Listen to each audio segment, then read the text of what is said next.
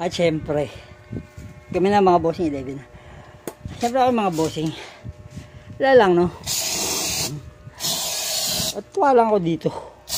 Sa lintik na to. Pagod ako rito. Box lang siya kasi wala na yung mga speaker. Wala na rin yung ampli sa loob eh. Mainboard wala na rin. Tangina. Hindi ko lang siguro pinapansin dati. Or siguro kahit meron sa mall. Hindi ko napansin. Alam niyo ba kung ano to? Syempre, alam niyo, speaker yan.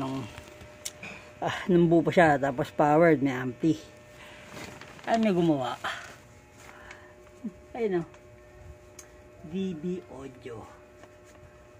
Laki. 18 siya. Sabi, double bass. Laki, akala ko 15 lang eh. Yun siya. Hindi ko alam kung anong taon lumabas to. Tapos akala ko, master volume pa ito. Akala ko tweet. Anyway, ano lang ito, tinambak ng kapitbahay doon. Akala ko ibebenta. Hindi ko. So binot ko muna isa.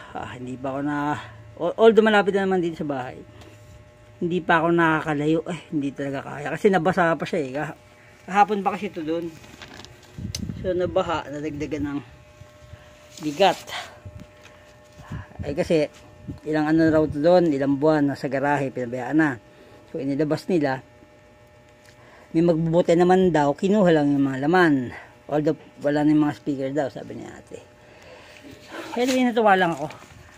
Nga DB Audio, meron pala kayong ganito. Ang laki. 18 yung size niyan ng woofer niya.